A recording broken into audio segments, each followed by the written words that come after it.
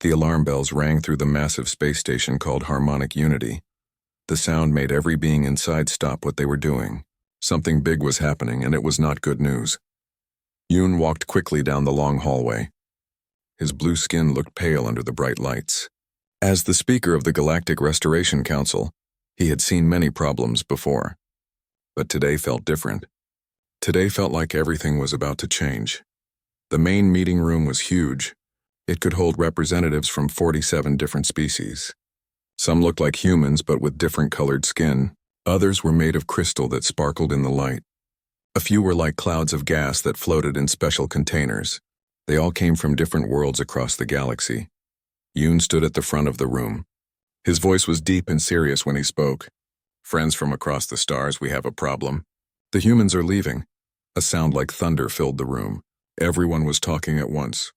The crystal beings made sounds like wind chimes. The gas clouds changed colors rapidly. The more human-looking aliens whispered to each other with worried faces. "Silence," Yoon called out. The room became quiet again. "Let me explain what we know." Jinwoo stepped forward from the back of the room. He was human, but he had worked with the council for 30 years. His hair was gray now and his face had many lines. He looked tired, like he had not slept in days. "Speaker Yoon is right," Jinwoo said. His voice was calm but sad. "My people are leaving the galaxy. All of them." Hyemi, the council's top scientist who studied different species, stood up. She was one of the tall, thin aliens with large eyes. "The data shows something strange," she said, looking at her glowing tablet. "Human ships are leaving 17 star systems, but they are not running away in fear. They are moving slowly and carefully like they planned this for a long time." She touched her tablet and pictures appeared in the air above them. The pictures showed human ships moving away from planets. But something was wrong with the picture. The planets looked empty. "They are not just leaving," Yemi continued. "They are taking everything with them. The space stations, the cities, even the machines that help plants grow on other planets. It is like they want to erase all signs that humans were ever there." Tae-hyun, a young human engineer, was sitting near Jinwoo. He looked nervous. His hands were shaking a little. One of the crystal beings pointed at him with a sharp, glowing finger. "You, young human, tell us what your people are doing." Tae-hyun looked at Jinwoo, who nodded slowly. The young man stood up. I can only tell you what I know. Earth is being prepared for departure too." "What does that mean?" Yoon asked. His blue skin was now darker, which meant he was getting angry. "I cannot say more," Tae-hyun replied.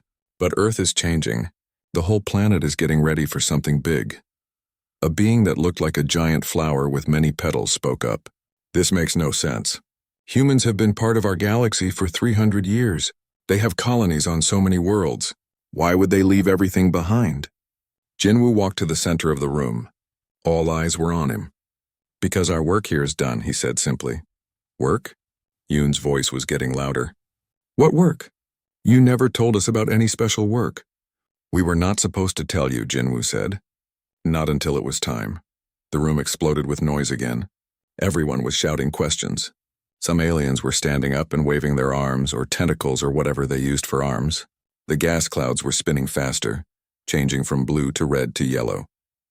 Hyemi raised her tablet high in the air. "Wait, there is more data," she called out. Slowly, the room became quiet again. "I have been studying human colonies for the past week," she said. "What they are doing is impossible. They are not just leaving the planets.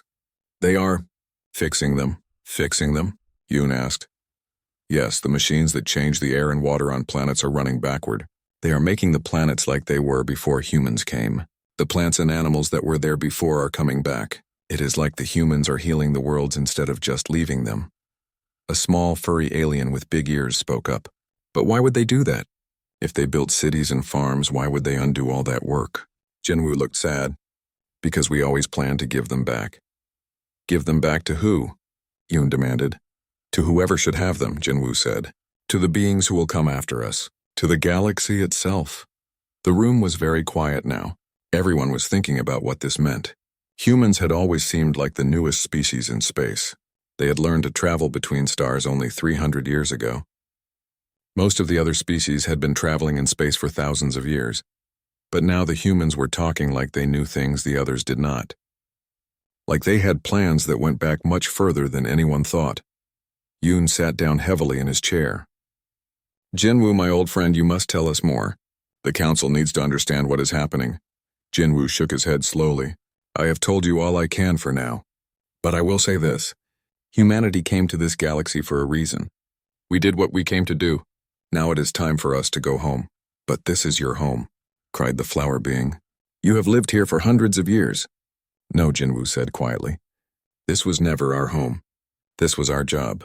The meeting room fell silent again. The weight of those words settled on everyone like a heavy blanket. What did it mean that humans thought of the galaxy as a job? What work had they been doing that was so secret? And where was their real home? Yoon looked around the room at all the different species. For the first time in his long life, he felt very small and very confused. This meeting is adjourned, he said finally. We need time to think about what we have learned today. As the aliens began to leave, Jinwoo remained standing in the center of the empty room.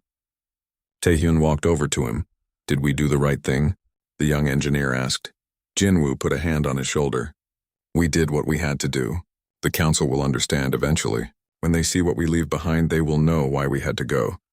Outside the station, human ships continued their slow, careful departure from the galaxy, and somewhere far away, Earth itself was preparing for a journey that would take humanity beyond the stars, beyond space itself, to a place where they truly belonged. Suman crouched behind a large rock on the planet New Busan.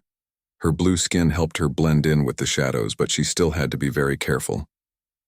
The humans did not know she was there, and she wanted to keep it that way. She was a spy for the Cathari people, and her job was to find out what the humans were really doing. The Galactic Council had sent her to watch the human colony before it disappeared forever. What she saw made no sense at all. The humans were not packing their things like people who were moving to a new home. They were not even acting like people who were running away from danger. Instead, they were working with their machines to change the planet back to the way it was before they came.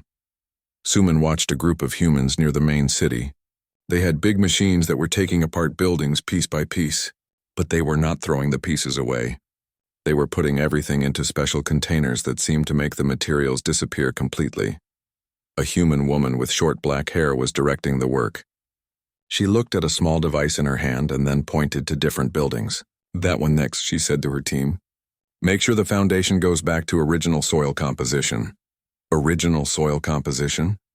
Suman did not understand. Why would humans care about what the dirt was like before they built their city? She moved closer, being very quiet. Her special suit made her almost invisible, but she still had to be careful not to make any noise. The woman in charge noticed something strange in the air. She held up her device and frowned. Energy readings are odd here, she said to a man working nearby. Run a deep scan. Make sure we are getting everything. The man nodded and pulled out a different machine. It made a humming sound as he pointed it at the ground. There are still traces of the old terraforming network, he said. The root system modifications are deeper than we thought. Then we go deeper, the woman said. Nothing artificial can remain. The planet has to be exactly like it was. Suman felt confused. Terraforming meant changing a planet to make it good for humans to live on. Most species did this when they found new worlds. But these humans were undoing their terraforming. They were making the planet bad for humans again. Why would anyone do that? She decided to follow the woman to learn more.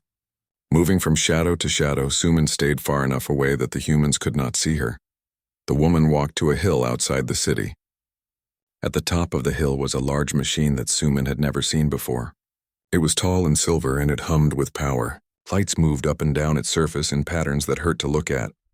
How long until atmospheric restoration is complete? The woman asked another human who was working on the machine. 72 hours, the man replied. The oxygen levels will be back to pre-colonial standards. The temperature will follow within a week. All human-introduced gases will be filtered out completely. Good. And the biological restoration? Already started. The seed pods we placed last month are working perfectly. Native plant species are growing back in all the areas where we removed our crops. The animal populations we kept in stasis are ready for release. Suman almost gasped. The humans had been keeping the original animals from this planet in some kind of sleep? For how long and why? The woman nodded and made notes on her device. The council will be impressed when they see this world in a few years. It will be like humans were never here at all. Except it will be better, the man said with a smile. The soil is richer now. The water is cleaner. The whole ecosystem is more stable than it was before we came. As it should be, the woman said. That was always the point. Suman felt her heart racing. What did that mean? What was always the point? She watched for several more hours as humans all over the planet worked to erase every sign of their presence. They were not just cleaning up. They were making the planet better than it had been before humans arrived. But this made no sense. If humans could make planets better, why were they leaving? Why not stay and enjoy the beautiful worlds they had created? High above the planet, in space, Suman knew that human ships were gathering. The largest ship was called the Iron Resolve, and it was commanded by a man named Do-hyun. Do-hyun stood on the bridge of his ship, looking down at New Busan through the large windows. His crew was busy preparing for the long journey ahead. They all seemed calm, but there was something in their eyes. Something that looked like sadness mixed with hope. "Captain," said Nari, the ship's science officer. She was a small woman with very smart eyes. "The awakening signal is getting stronger. We should reach the convergence point in 17 days. Do-hyun nodded. "And the other fleets?" "All on schedule," replied Kangmin, the head of security. He was a big man with scars on his hands from many battles. "The Kepler system evacuation is complete. The Vega colonies finished their restoration work yesterday. Everyone is heading home." "Home," Do-hyun said quietly. He had been born on New Busan. His parents had been born on Earth. But somehow he knew that neither of those places was really home. Home was somewhere else. Somewhere beyond the stars. "Captain," Nari said, looking at her instruments, "I am detecting a Cathari spy on the planet's surface." Kangmin immediately reached for his weapon, but Do-hyun held up his hand. "Let her watch," he said. "It is time for the Council to start learning the truth anyway." Back on the planet, Suman was trying to get closer to the humans to hear more of their conversation. But as she moved, she stepped on a small branch. It made a tiny crack sound. The woman in charge stopped talking immediately. She looked directly at the place where Suman was hiding. "You can come out," the woman said in a kind voice. "We know you are there." Suman felt her blood turn cold. How did they know? Her hiding suit was the best technology the Cathari had. Slowly, she stood up and turned off her hiding suit. The humans could see her now. "You are from the Council," the woman said. It was not a question. "Yes," Suman replied. "I am here to observe." "Good," the woman said, surprising her. "You should see this. Your people will need to understand what we are doing." "I do not understand what you are doing," Suman said honestly. "You are making your planet uninhabitable for humans." "Why?" the woman smiled sadly. "Because it was never meant to be habitable for humans. We only changed it temporarily, while we did our work. Now the work is done, so we give it back." "Give it back to who?" "To the universe," the woman said. "To whoever comes next. To the species that will need these worlds in the future."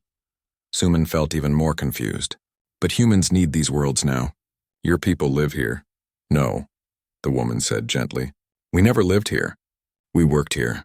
There is a difference, she pointed up at the sky, where Suman could see the human ships waiting in orbit. "We are going home now. Our real home. The place where humans actually belong." "Where is that?" Suman asked. The woman looked up at the stars, but not at any star that Suman could see. Her eyes seemed to be looking at something far beyond the galaxy itself. "Beyond?" the woman said simply. "Far beyond." As the sun set on New Busan, Suman watched the humans continue their work. They moved with purpose and efficiency, but also with love. They were not destroying their colony. They were transforming it into something beautiful and natural, and tomorrow they would be gone forever, leaving behind a world that was better than they had found it. For the first time in her life, Suman began to wonder if the Council really understood anything about humans at all. Minju walked through the empty halls of the human embassy on Station Unity. Her footsteps echoed in the silence. The humans had taken most of their things, but they had left the building clean and ready for whoever would use it next. She was the Council's best diplomat. She had solved wars between species that had been fighting for thousands of years, but today she felt helpless. How could she negotiate with people who would not tell her what they wanted? Wu Jin was waiting for her in his office. He was Earth's last ambassador to the galaxy, and after today there would be no more human ambassadors anywhere. He was packing the last few items from his desk into a small box. "Ambassador Wu Jin," Minju said politely. Thank you for agreeing to see me. Wu Jin looked up and smiled. He was an older man with kind eyes, but there was something in his face that seemed very old. Much older than his years. Please sit, he said, pointing to a chair. I know why you are here. The council wants to understand why we are leaving. Yes, Minju said. And they want to know if there is anything we can do to make you stay. Wu Jin finished packing his box and sat down across from her. That is a kind offer, but there is nothing the council can do. This is not about being unhappy or wanting something different. This is about finishing what we started. What did you start? Minju asked. The council has been watching humans for 300 years. We thought we understood your people. You explored space, built colonies, made friends with other species. What else was there? Wu Jin was quiet for a long moment. Then he said, Tell me, Minju, what do you know about the time before the current galactic civilization? You mean the ancient times? Minju said. We know very little. There are some old ruins on various planets, stories about great wars, but most records from that time are lost. Not lost, Wu Jin said quietly. Hidden, waiting for the right time to be revealed. He stood up and walked to the window. Outside they could see human ships moving slowly away from the station. Each ship was huge and beautiful, but they moved with a sadness that made Minju's heart hurt. 300 years ago, Wu Jin said, humans appeared in this galaxy. You thought we were a young species that had just learned to travel between stars, but that was not the truth. What do you mean? Wu Jin turned back to her. We were not young. We were old. Older than any species currently in the galaxy. We had been sleeping for millions of years, waiting for the right time to wake up. Minju felt confused. Sleeping? For millions of years? That is impossible, is it? Wu Jin asked. You have seen our technology. Our ships can travel faster than light in ways your scientists cannot explain. Our terraforming machines can change entire planets in just a few years. Where do you think that knowledge came from? We thought humans were just very smart, Minju said weakly. We are smart, Wu Jin agreed. But this was not new learning. This was remembering. He opened his box and pulled out a small device. It looked simple, but when he touched it, the air above it filled with images. Minju gasped. The images showed the galaxy, but it looked different. There were more stars, and they were brighter. Space itself looked healthier somehow. This is what the galaxy looked like millions of years ago, Wu Jin said. Before the Great Wars. Before the damage that nearly destroyed all life. What wars? Minju whispered. The predecessor wars, Wu Jin said. Species so advanced that they could destroy entire star systems fought each other across the galaxy. When they were done, space itself was broken. Stars were dying early. Planets could not form properly. Life was becoming impossible. The images changed. Now Minju could see the galaxy looking sick and dark. Many stars were gone. The space between them looked twisted and wrong, so what happened? She asked. The few species that survived decided someone had to fix the damage, Wu Jin said. But it would take millions of years of careful work. One species volunteered to do the job. Humans, Minju said, beginning to understand. Humans, Wu Jin agreed. We had the technology and the knowledge. But we also knew that staying awake for millions of years would change us. We would become something different, something that might not care about other life in the galaxy. So you went to sleep. We went to sleep. We built machines to wake us up when the galaxy was ready for the healing to begin. We slept while your species evolved. We slept while civilizations rose and fell. We slept until 300 years ago. Wu Jin touched the device again. The images showed human ships appearing in the galaxy. But now Minju could see what she had missed before. The humans were not exploring randomly. They were going to specific places, places where the galaxy was still hurt from the ancient wars. Every human colony was built on a wound in space, Wu Jin explained. We did not come to find new homes. We came to heal the damage our predecessors had caused. The terraforming, Minju said, understanding more now. You were not just making planets suitable for humans. You were fixing them. Exactly. And not just planets. Star systems. The space between stars. The basic structure of reality itself in this part of the galaxy. Minju thought about all the human colonies she had visited. They had always seemed too perfect. The planets were not just habitable. They were beautiful. The star systems were unusually stable. Space travel in human areas was easier and safer than anywhere else. You healed the entire galaxy, she said in wonder. We healed this part of it, Wu Jin corrected. There are other parts that are still broken. But this region where your civilizations live and grow is now stable. It will remain healthy for billions of years. And now your work is done. Now our work is done, Wu Jin agreed. So we go back to sleep. Back to the place beyond the galaxy where we wait. Wait for what? For the next time the galaxy needs healing, Wu Jin said sadly. Because there will be a next time. There always is. Minju felt tears on her face. She did not know she was crying. But you could stay. You could be part of the galaxy now. You have earned a place here. Wu Jin smiled, but it was the saddest smile she had ever seen. That is kind of you to say. But we cannot stay. If we stay, we become part of the galaxy's politics, part of its conflicts, part of its problems. And then when the next crisis comes, we will not be able to help because we will be part of the problem. So you sacrifice everything to remain neutral? We sacrifice everything to remain helpful, Wu Jin corrected. A parent must sometimes leave their children so the children can grow up strong and independent. Outside the window, the last human ship was preparing to leave the station. Minju watched it go and felt like she was watching the end of something beautiful and important. Will we ever see humans again? She asked. When the galaxy faces its next great crisis, Wu Jin said, we will wake up. We will come back. And we will help again if we can. He picked up his box and walked toward the door. Then he stopped and looked back at her. Take care of what we leave behind, he said. The galaxy is healthy now, but it needs wise caretakers to keep it that way. We believe the species of the Council can do that job. But what if we fail? Minju asked. What if we make mistakes? Then you will learn from them, Wu Jin said. That is what growing up means. Making mistakes and learning to do better. He paused at the door. And remember, we are not gone forever. We are just sleeping. If you truly need us, if the galaxy faces something you cannot handle, we will hear the call. We will always hear the call. Then he was gone. Walking down the empty hallway toward his ship and his journey home to a place beyond the stars. Minju sat alone in the empty office, thinking about what she had learned. Humans were not the youngest species in the galaxy. They were the oldest, and they had spent millions of years taking care of everyone else, asking for nothing in return. Now they were leaving, trusting the younger species to continue their work. It was the most beautiful and terrifying gift anyone had ever given her. Sun Wu stared at the screens in the Council's deep space observatory. His large eyes, built for seeing in the dark, were perfect for watching the distant stars. But what he was seeing now made no sense at all. The human ships were not just leaving the galaxy.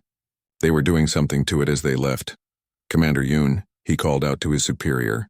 You need to see this. Yoon floated over to Sun Wu's station. His blue skin looked pale in the light from the screens. What is it? The human ships, Sun Wu said, pointing at the display. Look at what they are doing to the stars. On the screen, they could see a group of human ships surrounding a dying red star. The star was old and weak, ready to burn out in a few thousand years. But as they watched, the human ships deployed strange devices that began to glow with bright energy.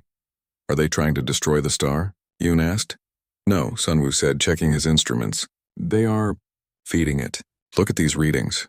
The numbers on his screen showed that the dying star was getting stronger. Its light was becoming brighter and more stable.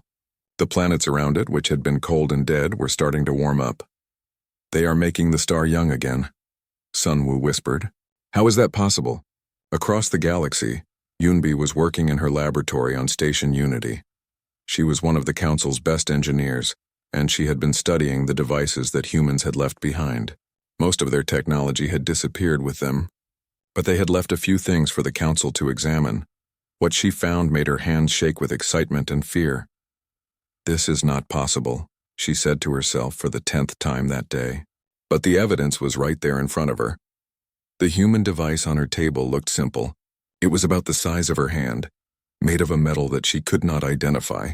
But when she connected it to her instruments, it showed readings that broke everything she thought she knew about science. The device could change the basic laws of physics in a small area around it. It could make gravity stronger or weaker.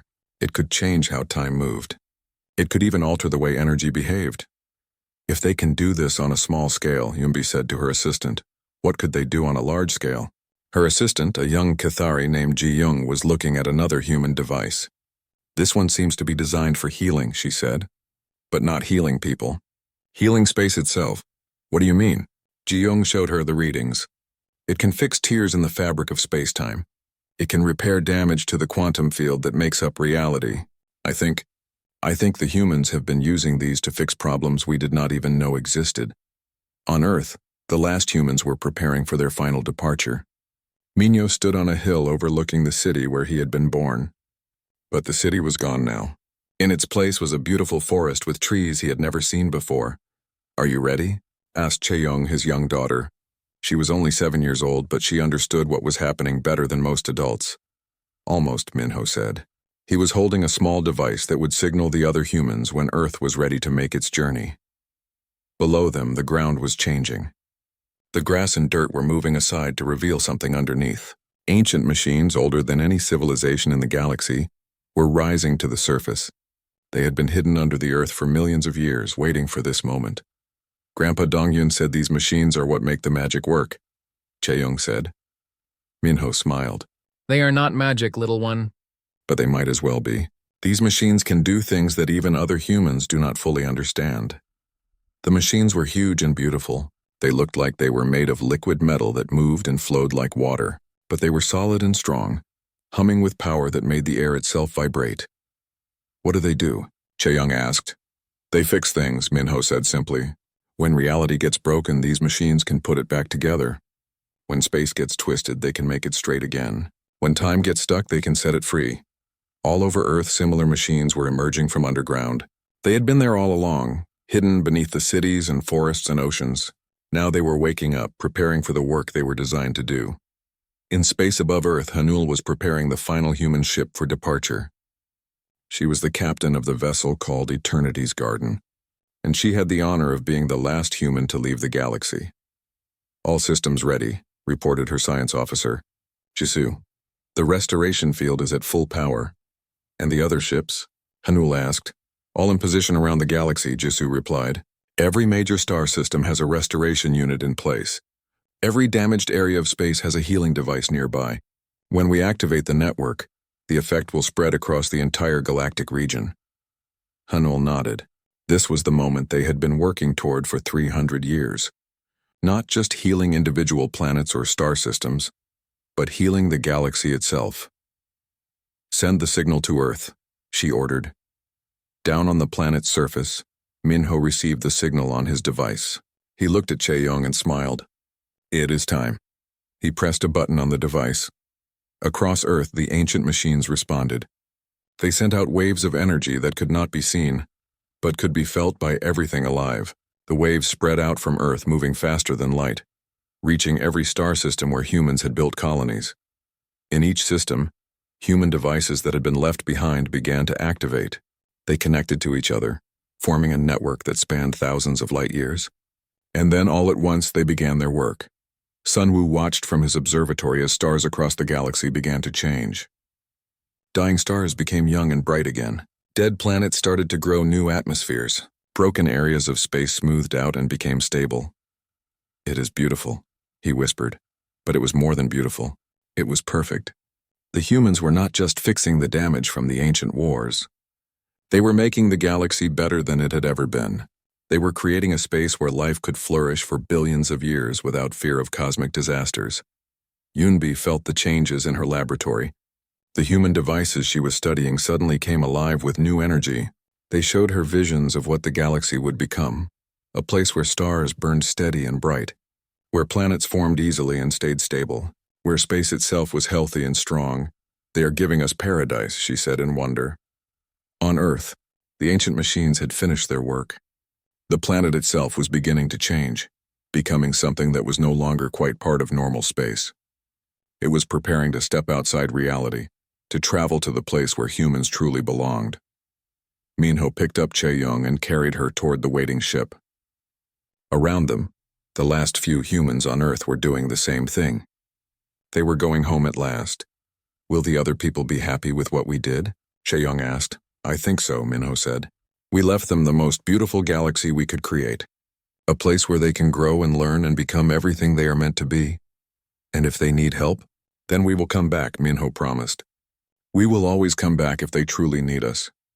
As their ship lifted off from Earth, the planet began to fade from normal space. It was not being destroyed. It was going somewhere else, somewhere beyond the reach of ordinary physics. In the sky above, human ships from all across the galaxy were gathering for the final journey home. They had completed the greatest work of restoration in the history of the universe, and now they were leaving it all behind for others to inherit. Hanel stood on the bridge of her ship, looking out at the fleet of human vessels gathered around Earth.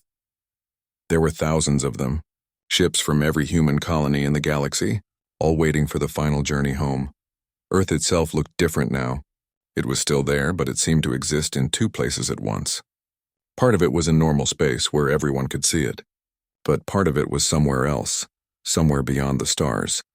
"This is Captain Hanel of the Eternity's Garden," she said into her communication device. "To all human ships and to any council members who might be listening. This is our final message from this galaxy." On Station Unity, Yoon and the other council members gathered around their communication equipment. They wanted to hear humanity's last words before they disappeared forever. "For 300 years, Hanel continued, humanity has worked in this galaxy. We came here not as conquerors or explorers, but as healers. We came to fix damage that was done millions of years ago, before any of your species existed." Her voice was calm and strong, but there was sadness in it too. "We want you to know that this was not easy for us. Many humans were born in this galaxy. They lived their whole lives here. To them, these worlds felt like home. On New Busan, which was now completely restored to its natural state, animals that had been sleeping for 300 years were waking up. Plants that had never grown while humans were there were starting to bloom. The planet was becoming wild and beautiful again. "But we always knew this day would come," Hanel said. "We always knew that our time here was temporary. We came to do a job, and now that job is finished." Jisoo, her science officer, was monitoring the readings from across the galaxy. "Captain," she said quietly, "the restoration network is working perfectly. Star formation rates are up by 300%. Planetary stability is at maximum levels. The cosmic background radiation is harmonizing." Hanel nodded. "The galaxy we leave behind is not the same galaxy we found," she continued her message. "It is stronger now, healthier, more stable. Stars will burn brighter and longer. Planets will form more easily and last longer. Life will have every chance to grow and thrive." She paused, looking out at the strange sight of Earth existing in two places at once. "We have also left you tools. Devices that can help you maintain what we have built. Instructions for keeping the galaxy healthy. And most importantly, we have left you the knowledge that someone cares about you." Youngmi, the council's chief astronomer, was watching her instruments in amazement. The stars across the galaxy were literally singing.